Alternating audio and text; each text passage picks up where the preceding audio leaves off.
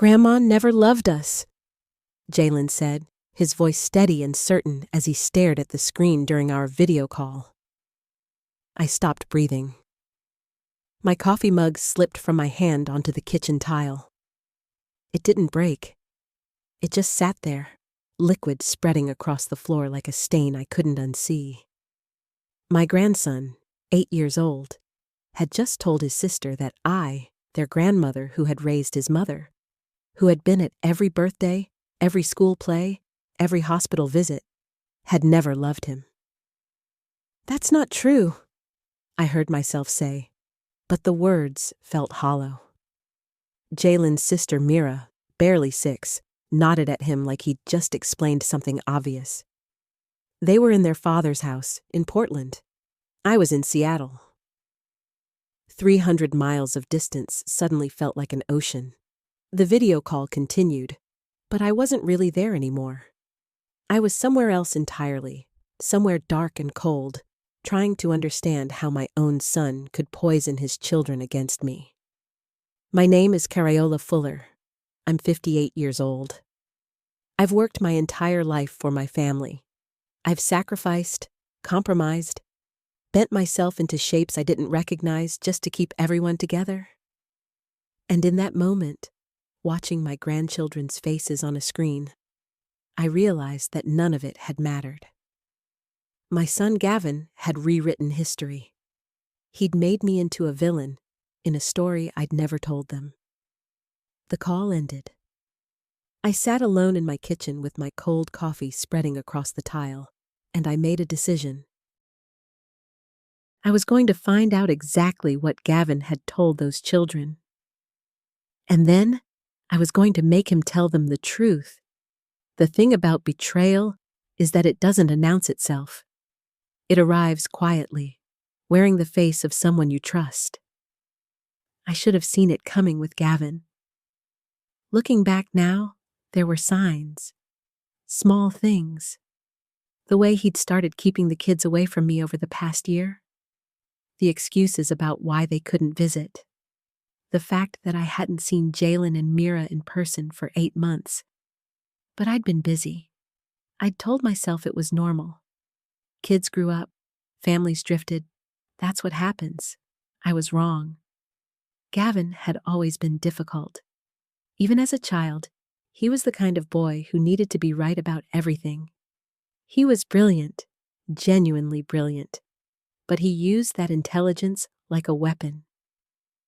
When he was 12, I found him telling his younger sister Liaola that I'd never wanted children, that she was a mistake.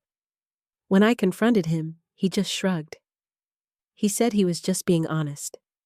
He said it was good for her to understand the truth.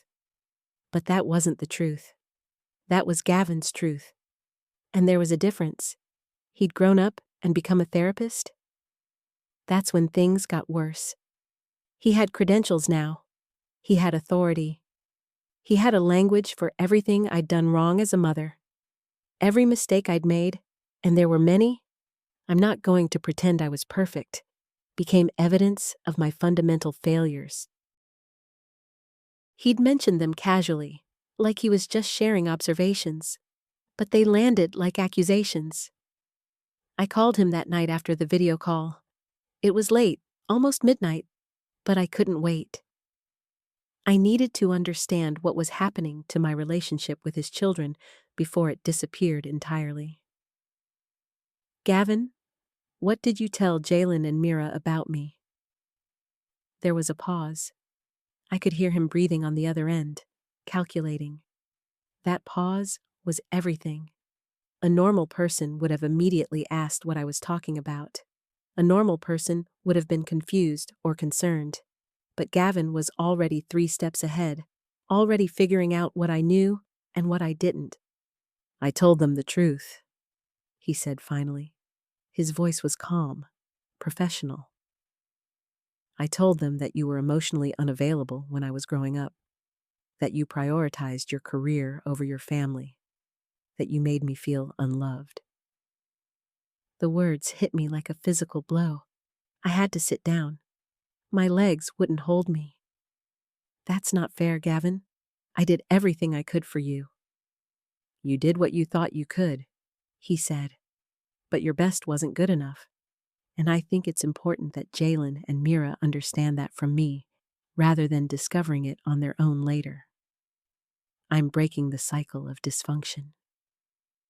Breaking the cycle, as if loving my children was dysfunction, as if showing up, staying present, making sure they had what they needed was somehow toxic. "They're children," I said. "They're too young to process this. They're just going to think I don't love them." "That's not my responsibility," Gavin said. "My responsibility is to my own mental health and my own children's understanding of family dynamics." He said it like he'd read it from a textbook. Maybe he had. Maybe this was something he'd learned in some therapy training that told him it was healthy to weaponize his childhood against his own mother. "I want to talk to them," I said. "I want to explain—" "I don't think that's a good idea right now," Gavin interrupted. "They need time to process what I've told them. Your immediate defensiveness would just reinforce the narrative that you're emotionally reactive." I hung up on him. I sat in my kitchen with my hands flat on the table, staring at nothing, and I understood something fundamental about my son. He had decided who I was. He had written the story of our relationship, and in his version, I was the villain. And now he was teaching his children to see me that way too. That's when I realized I wasn't going to let him win. The next morning, I called my daughter Leola. She was the only one of my 3 children who'd managed to maintain a somewhat normal relationship with me. She lived in Tacoma, about an hour south, and she'd always been the peacekeeper in the family.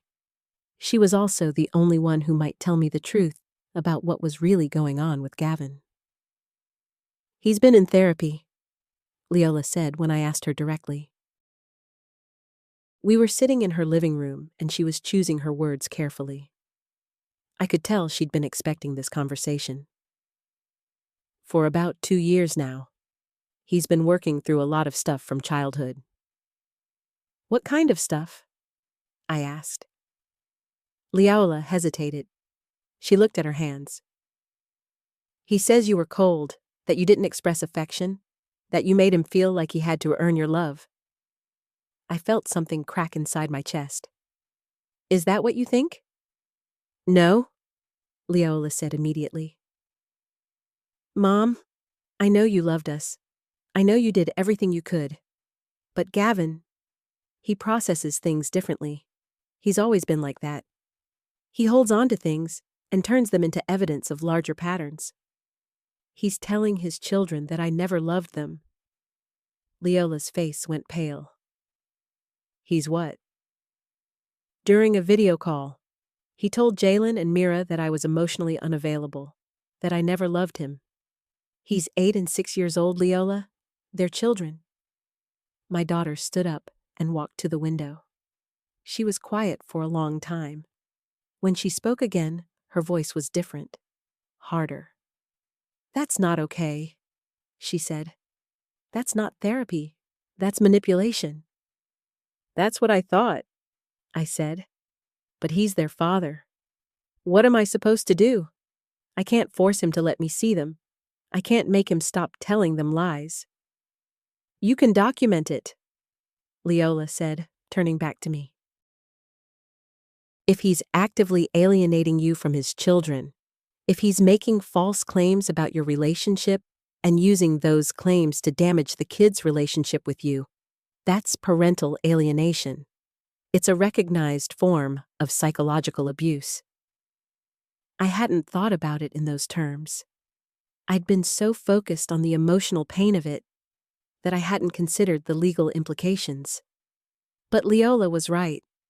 What Gavin was doing wasn't just hurtful. It was deliberate. It was calculated. It was designed to turn his children against me.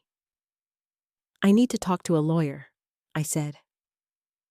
"You need to start keeping records," Leola said. "Save the video call. Write down what he said. Keep track of every interaction. If this goes to court, You're going to need evidence." That was the moment I shifted from being a hurt mother to being someone who was going to fight back. Not out of anger, though there was plenty of that, but out of something deeper. Out of the understanding that my grandchildren were being used as weapons in their father's psychological war, and I was the only person who could stop it. I started documenting everything that night. I created a file on my computer and began writing down dates, times, and exact quotes from my interactions with Gavin. I saved the video call. I wrote down everything I could remember about the past year: the canceled visits, the excuses, the slow erosion of my relationship with Jalen and Mira. Then I called a family law attorney named Kamina Berry. She had an office downtown, and when I described the situation to her over the phone, she agreed to see me the next day. Kamina was a woman in her 50s with sharp eyes and the kind of direct manner that comes from spending decades in courtrooms. She listened to my story without interrupting, taking notes, her expression growing darker as I talked. "This is textbook parental alienation," she said when I finished. "He's systematically damaging your relationship with his children by making false or exaggerated claims about your character and your relationship with them. The fact that he's a therapist actually makes it worse. He knows exactly what he's doing. He understands the psychological impact of these claims." "What can I do?" I asked. "We can file for grandparents' rights," Kamina said. "In Washington state, grandparents can petition for custody or visitation if it's in the best interest of the child. The fact that he's actively alienating you from the children, combined with his false claims about your relationship, strengthens our case significantly." "Will it work?" Kamina leaned back in her chair. "It depends on the judge. Some judges take parental alienation very seriously. Others are more hesitant to interfere with a parent's right to raise their children as they see fit. But we have a strong case. You have documentation. You have a clear pattern of behavior. And most importantly, you have a legitimate relationship with these children that he's actively trying to destroy." I felt something shift inside me. For the first time since Jalen's words had cut through me, I felt like I had a path forward. It wasn't going to be easy. It was going to be messy and painful and complicated. But at least I wasn't going to just sit back and let my son rewrite my relationship with his children. "How much will this cost?" I asked. Kamina quoted me a figure that made my stomach turn, but I nodded anyway. I had savings. I had a retirement account. If I needed to, I could liquidate some investments. This was worth it. My grandchildren were worth it. "I'll need you to gather more documentation," Kamina said. "Keep a journal of every interaction. Record any calls if you can. Washington is a two-party consent state, so you'll need his permission, but emails and texts are fair game. If he sends you anything that shows his intent to alienate you from the children, save it. We're building a case." I left her office with a folder full of legal documents and a sense of purpose that I hadn't felt in months. I was going to fight for my grandchildren. I was going to make sure they knew the truth about me, and I was going to make sure their father understood that what he was doing had consequences. The first real crack in Gavin's facade came 2 weeks later. He sent me an email. It was ostensibly about scheduling a video call with the kids, but buried in the middle of it was a paragraph that made my blood run cold. "I've decided that it would be healthier for Jalen and Mira if we limited their contact with you," he wrote. "They're at a formative age, and I believe your presence in their lives is reinforcing unhealthy attachment patterns. I think a clean break for 6 months would give them space to develop a more secure sense of self without the confusion of your inconsistent emotional responses." A clean break. He wanted to cut me out of his children's lives entirely, for 6 months, as if I were a toxin that needed to be purged from their system. I forwarded the email to Kamina immediately. She called me within an hour. "This is perfect," she said. "This is exactly what we need. He's explicitly stating his intent to alienate you from the children. He's using therapeutic language to justify it, but what he's doing is clear. This email is going to be very useful in court." "When do we file?" I asked. "Soon," Kamina said. "But I want to give him a chance to respond to a cease and desist letter first. Sometimes, just knowing that there are legal consequences for parental alienation is enough to make people stop. If he ignores it, we file immediately." Kamina sent the letter 3 days later. It was a formal legal document that essentially told Gavin that his behavior constituted parental alienation, and that if he continued, we would pursue legal action for grandparents' rights and potentially even seek to modify custody arrangements. I didn't expect him to back down. Gavin had never backed down from anything in his life. But I hoped that seeing his behavior spelled out in legal language would make him understand that this wasn't just a personal conflict between us. This was something that could have serious legal consequences. He responded to the letter within 48 hours. His response was a 4-page email to Kamina, written in the careful, measured tone of someone who knew they were being watched. He denied everything.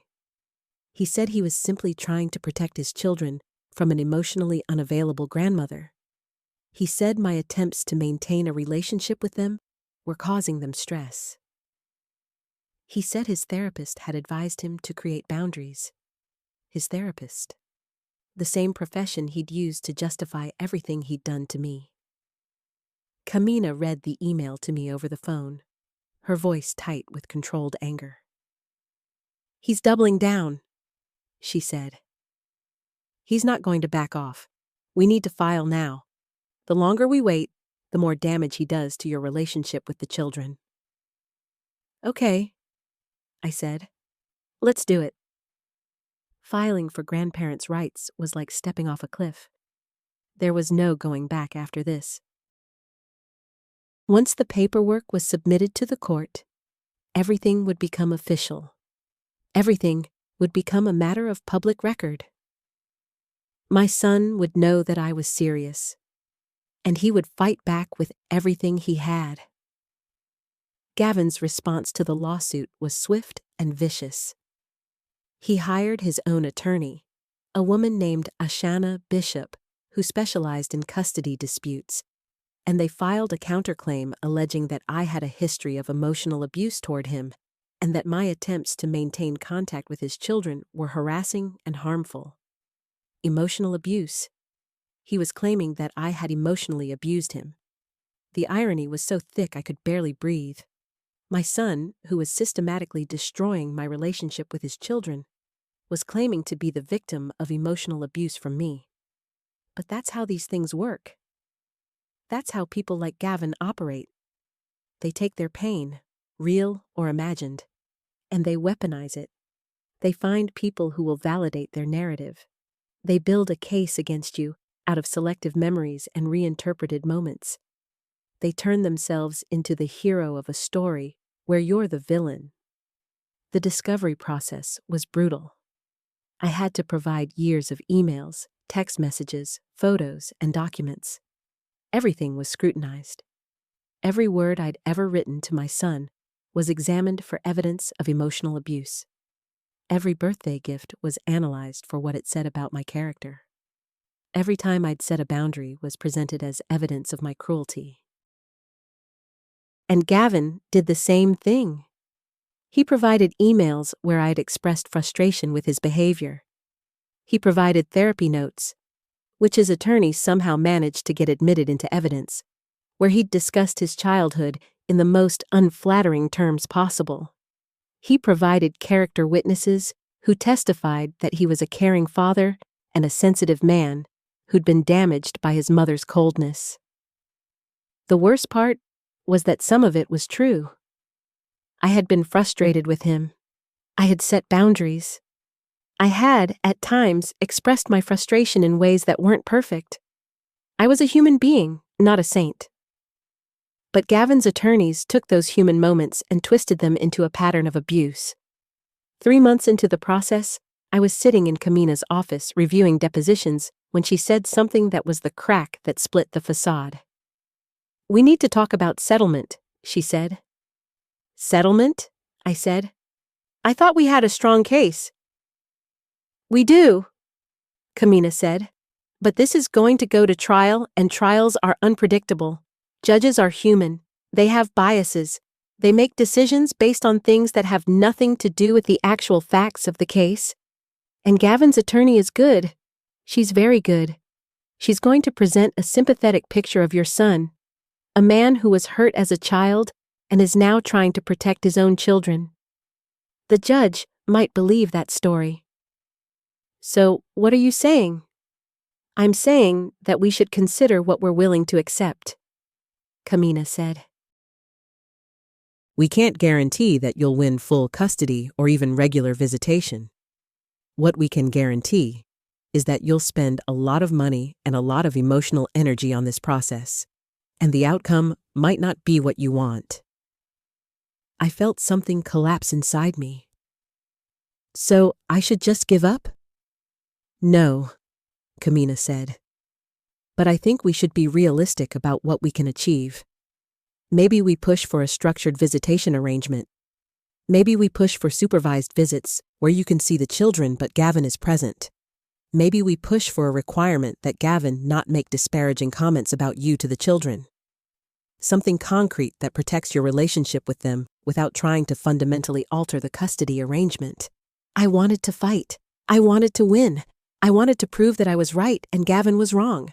But Kamina was right about one thing. Trials were unpredictable. And I couldn't risk losing completely. I couldn't risk giving Gavin even more ammunition to use against me. "What do you think he'd accept?" I asked. "I don't know," Kamina said. "But I can reach out to his attorney and find out. The worst they can do is say no." The settlement negotiations took place over the course of 6 weeks. They were conducted almost entirely through our attorneys, which meant I never had to face Gavin directly. But I could feel his presence in every offer and counteroffer. He was fighting me. He was trying to minimize what I could win. He was trying to protect his narrative. The first offer from his side was insulting.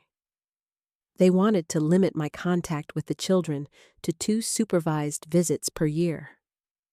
2 for my grandchildren. For children I'd known since they were born. For children I'd held in the hospital and sung to sleep and taught to read. Kamina rejected it immediately. She countered with monthly visits, unsupervised, plus weekly video calls. Gavin's attorney came back with quarterly visits, supervised. Back and forth, like a grotesque negotiation over the value of my relationship with my grandchildren. But there was one thing I wouldn't compromise on. I insisted on a clause that explicitly prohibited Gavin from making disparaging comments about me to the children. I insisted on language that required him to encourage the children to maintain a relationship with me. I insisted that any violations of this clause would result in immediate modification of the visitation arrangement. It took 3 weeks, but he agreed. On a Friday afternoon in late September, Gavin's attorney agreed to a settlement that included monthly supervised visits, bi-weekly video calls, and explicit language prohibiting parental alienation. When Kamina told me, I didn't feel victorious. I felt exhausted. I felt like I'd won a battle but lost the war. I'd gotten my grandchildren back, but only on Gavin's terms. Only under his supervision. Only with his permission. But it was something. It was a start. The first supervised visit took place at a neutral location, a community center in Seattle with a designated visitation room. I arrived early, my heart pounding, my hands shaking as I sat in the waiting area. I hadn't seen Jalen and Mira in person for almost a year. I didn't know what they'd been told about me in that time. I didn't know if they'd believe me or if they'd been too poisoned by their father's lies. When they came through the door, I barely recognized them. Jalen had grown so much taller. Mira had lost her baby teeth. They looked at me with cautious eyes, like I was a stranger. "Hi, Grandma," Jalen said, but there was no warmth in it. It was the greeting you'd give to someone you'd been told to be polite to. I wanted to cry. I wanted to grab them and hold them and tell them everything. But I had to be careful. I had to follow the rules of the settlement. I couldn't say anything negative about their father. I couldn't try to turn them against him. I could only be present and loving and hope that they remembered. We spent the 2 hours playing board games and talking. I asked them about school and their friends and their interests. Jalen told me about a science project he was working on.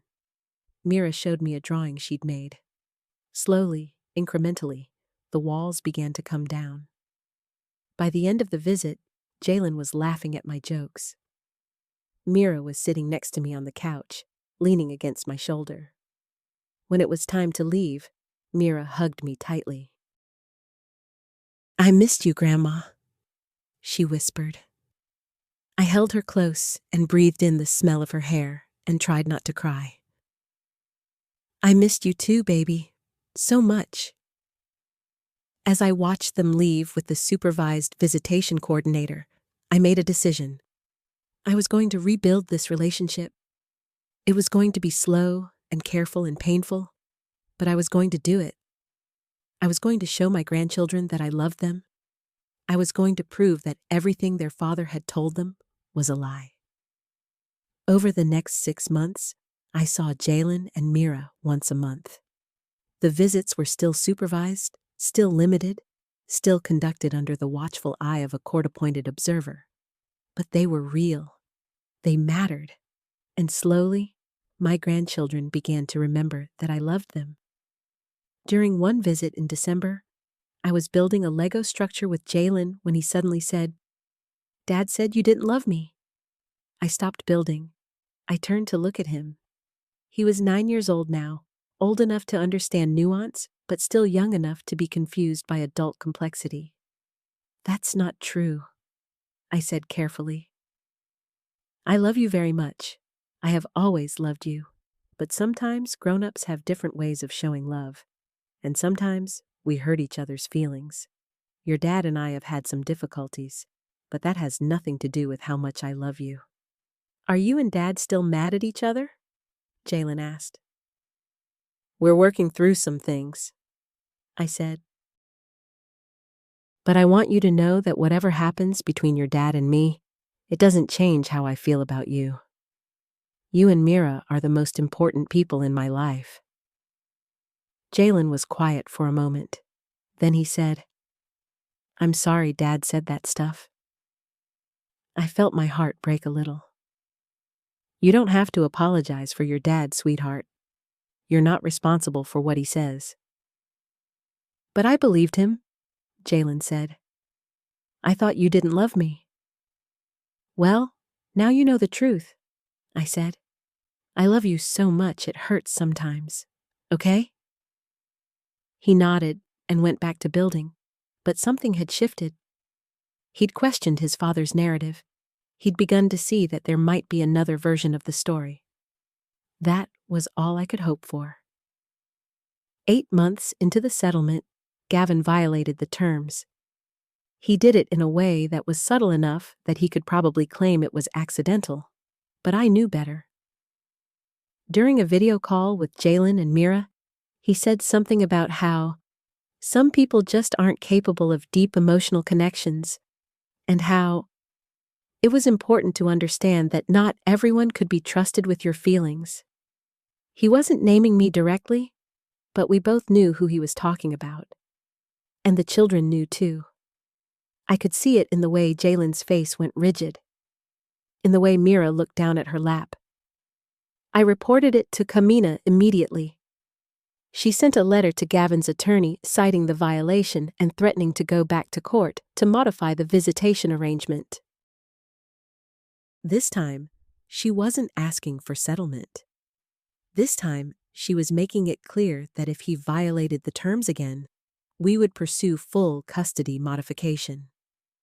Gavin's attorney responded within 48 hours with an apology and a statement that Gavin had misunderstood the requirements of the settlement and would be more careful going forward. But I knew what had really happened. I'd drawn a line, and he'd tested it. Now he knew I was serious. The violation stopped. Not because Gavin had suddenly become a better person or understood the harm he was causing, but because he understood that there were consequences, that I wasn't going to just accept his narrative anymore, that I was willing to fight. A year after the settlement was finalized, Gavin asked for a meeting. Just the two of us. No attorneys, no mediators, just mother and son. I almost said no. I almost refused to see him, but something made me agree. Maybe it was hope. Maybe it was curiosity. Maybe it was just the exhaustion of carrying this anger for so long. We met at a coffee shop in Ballard.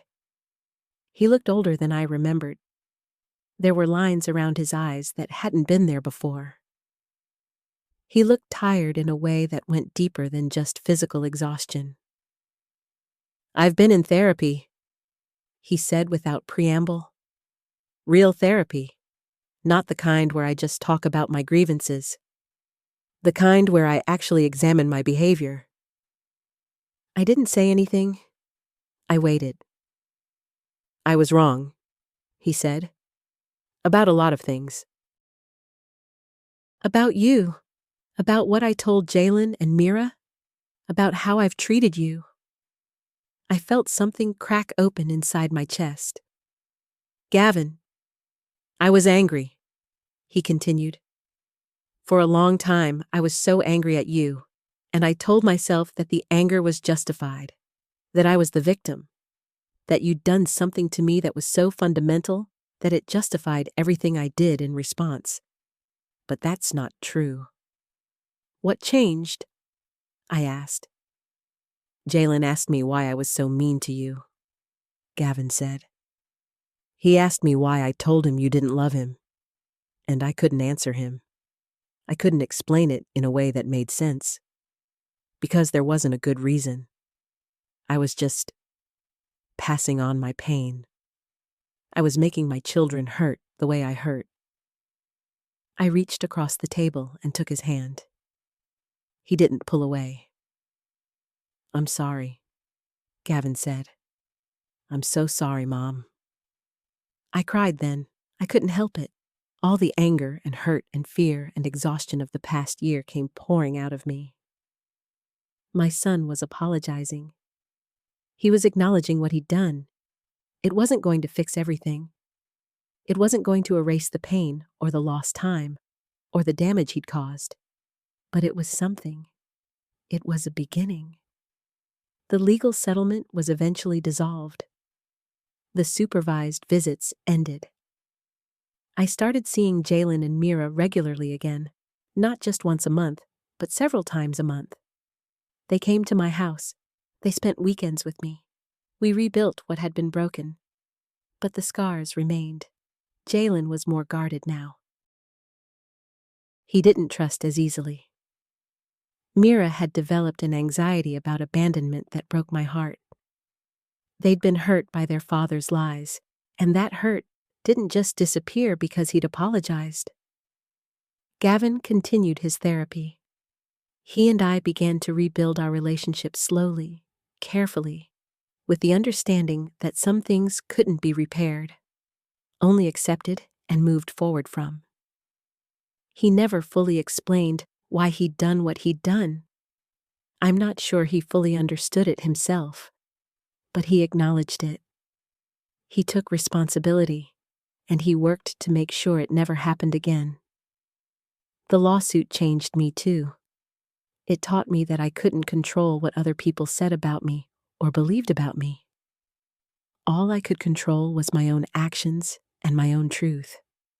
I couldn't make Gavin love me or respect me or treat me fairly. But I could stand up for myself. I could protect my relationships with my grandchildren I could refuse to accept a narrative that wasn't true. 2 years after the settlement, I was sitting in my living room with Jalen and Mira, watching them build an elaborate Lego structure together. Mira was telling me about her second-grade class. Jalen was making jokes about his teacher. They were happy. They were safe. They knew that I loved them. "Grandma," Jalen said suddenly, looking up from his Legos. "I'm sorry I believed Dad when he said you didn't love us." "Oh, sweetheart," I said, pulling him close. "That wasn't your fault. You were a child. You trusted your father. That's what children are supposed to do." "But you fought for us," Jalen said. "You went to court and everything. You didn't have to do that." "Yes, I did," I said. "Because you are the most important people in my life. Because my love for you is worth fighting for. Because the truth matters." Mira climbed into my lap and wrapped her arms around my neck. "We love you too, Grandma." I held both of my grandchildren close and looked around my living room at the evidence of a life rebuilt. The photographs on the walls, the toys scattered across the floor, the sound of their laughter. This was what I'd fought for. This was what mattered. Everything else, the lawyers, the lawsuits, the accusations, the pain, all of it had been worth it for this moment. For the knowledge that my grandchildren knew they were loved, that they understood the truth, that they had a grandmother who would fight for them no matter what. I'd learned something fundamental through this experience. I'd learned that love isn't passive. Love isn't just a feeling you have for someone. Love is an action. It's a choice. It's showing up even when it's hard. It's fighting for people even when they've been told lies about you. It's refusing to accept a narrative that diminishes you or your relationships. My son had tried to rewrite my story. He'd tried to make me into a villain in his children's lives. But I wouldn't accept that narrative. I fought back. And in doing so, I showed my grandchildren what real love looks like. Not the kind that's conditional or manipulative or used as a weapon, but the kind that shows up, that persists, that refuses to be erased. Today, 5 years after that first devastating video call, my relationship with my grandchildren is stronger than ever. They know they're loved. They know their grandmother fought for them. And they know that no matter what anyone tells them, the truth is that I have always loved them. I always will. If you're facing a similar situation, if someone is trying to poison your relationships with the people you love, don't give up. Document everything. Get legal help. And most importantly, keep showing up. Keep loving. Keep fighting for the truth. Because in the end, love is stronger than lies.